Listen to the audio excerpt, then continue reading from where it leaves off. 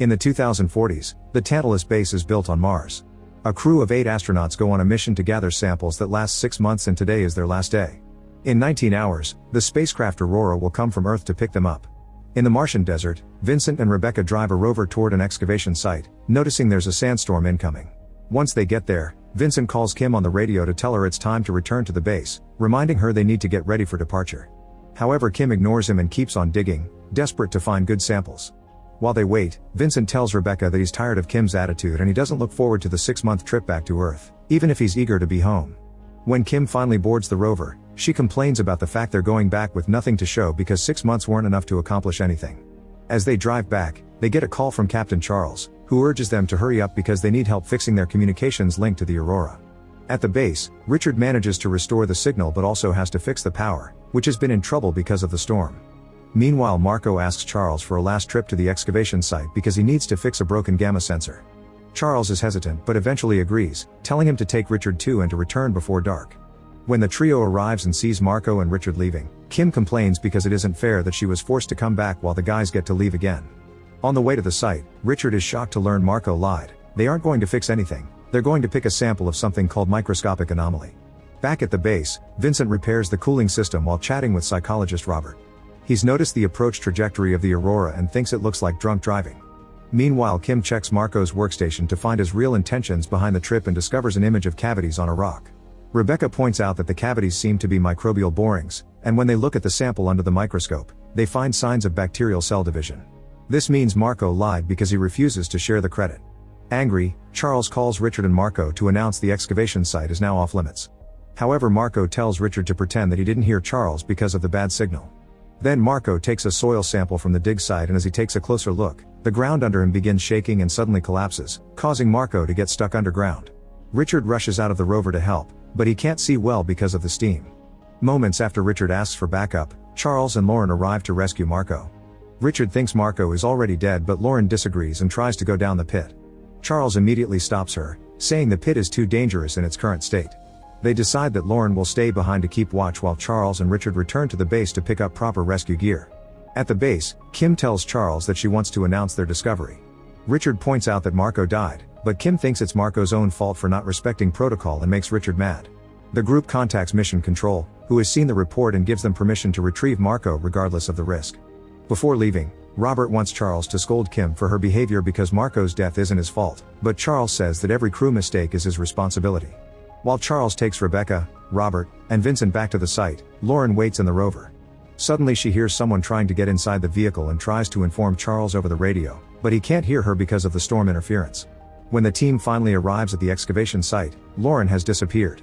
They assume she fell in the pit, so Vincent straps his suit to a rope and goes down. As he's about to reach the bottom, he notices a microbial organism growing on the rock formation. The further he goes down, the worse Vincent feels, and he starts hyperventilating as he has flashbacks of the time he was accidentally trapped in the Aurora. Noticing this, the others immediately pull the rope to bring him back. Vincent takes a moment to calm down and tells them he didn't see anyone down there. Then Robert looks around the area and is surprised to find 2 sets of footprints in the direction of the base. This doesn't make sense because they could have just taken the rover. The team calls Kim to tell her to get ready for possible casualties, and in return Kim points out that if Marco's suit is damaged, he could be suffering from brain damage due to oxygen deprivation. At that moment Richard checks the tracking system and sees 2 figures 50 meters away from the base. As Kim tries to establish contact with them on the radio, Richard goes to the airlock to let them in. At the same time that Kim sees a strange figure slowly making their way to the base, Richard opens the airlock and Marco falls to the ground, revealing a hole in his helmet. Richard helps him take it off, but steps back in shock when he sees Marco now looks like a zombie. Suddenly Marco stands up and grabs an electric drill to attack Richard, stabbing him in the gut. Richard falls but manages to move enough to trigger the alarm.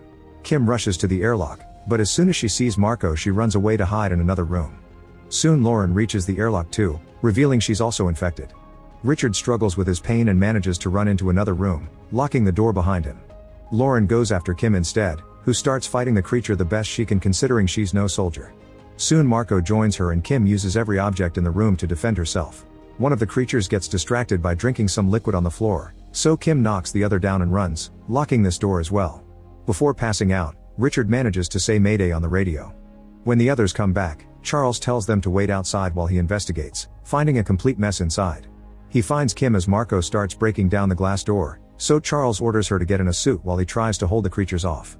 Soon Marco gets out and Charles tries to reason with him, but it doesn't seem that the infected brain understands words. Once she's suited up, Kim leaves the base and Charles runs to the airlock. On his way out, the infected astronauts catch up to him and stab him on the shoulder. After some struggle, Charles goes out and reunite with the others.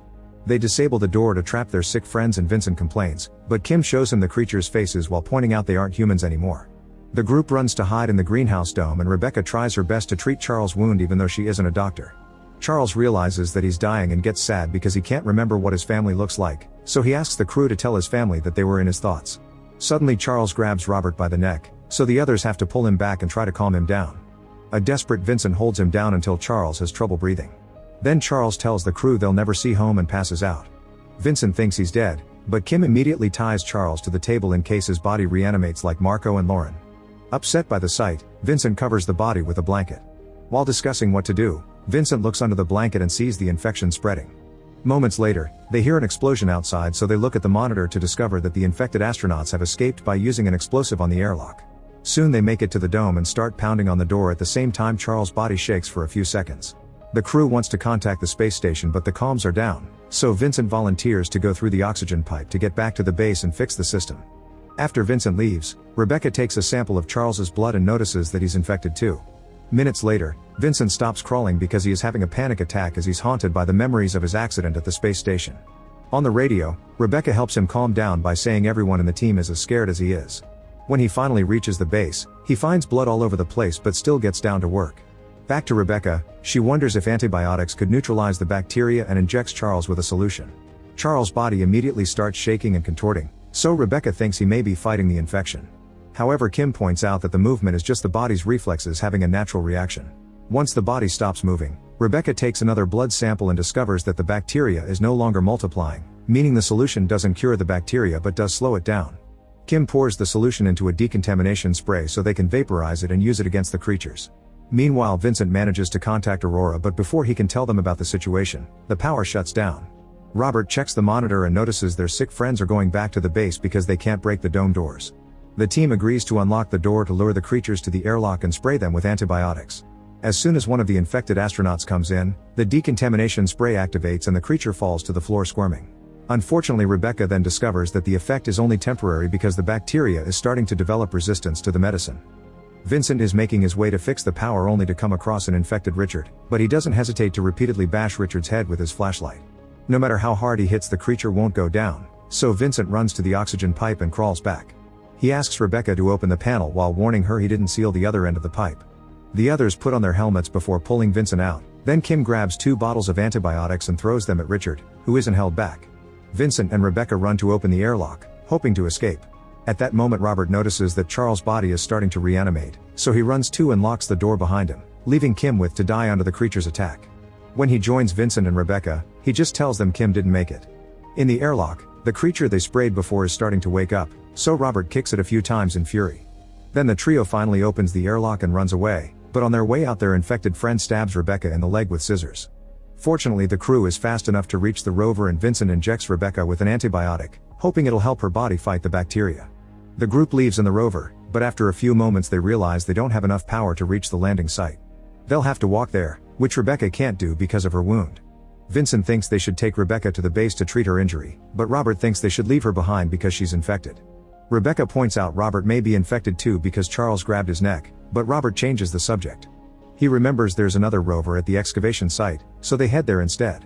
Once they reach the right spot, Robert makes his way to the other rover on foot and then contacts Vincent on the radio, telling him to leave Rebecca.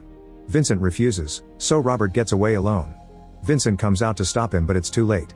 To make matters worse, he sees that the infected ones have been following them and are getting closer, thus Vincent and Rebecca drive the rover through the sandstorm in hopes of losing them. Vincent thinks they'll have enough power to get to the landing site in the morning once the sun charges the rover's batteries. Meanwhile, the Aurora departs from the space station and heads to Mars. In the morning, Vincent wakes up and finds a message from the space station, informing them a rescue team is on its way. Vincent tries to respond to the message, but the space station can't hear him. Then he realizes that Rebecca left the rover, so he begins following her footsteps. Eventually he finds her, but Rebecca tells him to stay back because she can feel the infection already taking effect. Desperate to save her, Vincent runs to her anyway, so Rebecca removes her helmet and dies of suffocation. In just a few minutes, her body reanimates and attacks Vincent, who fights her to restrain her. Rebecca begs him to end things for her, so Vincent chooses mercy and bashes her head with a rock. Moments later, Vincent sees the Aurora approaching, so he runs to the landing site.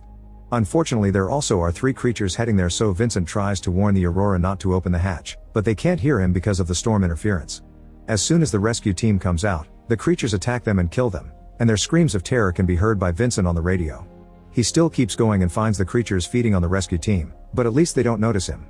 There's also a body rotting in the most awful of states. Then Vincent enters the ship, and after locking the door, he finds Robert in the cockpit. He's still self-aware, yet Vincent can already see signs of infection and says they can't risk taking the bacteria to Earth. Robert quickly attacks him and a fight ensues, during which Robert stabs Vincent's helmet. As the ship starts flying on its own and shakes terribly, the men continue fighting and Vincent repeatedly headbutts Robert until he stops moving. Next, he takes off his helmet stained with Robert's blood and opens the hatch, sending Robert's body out into space. During the few seconds in which he struggles to breathe, Vincent imagines Rebecca comforting him. Afterward, Vincent sends a message to the station to tell them everything that happened.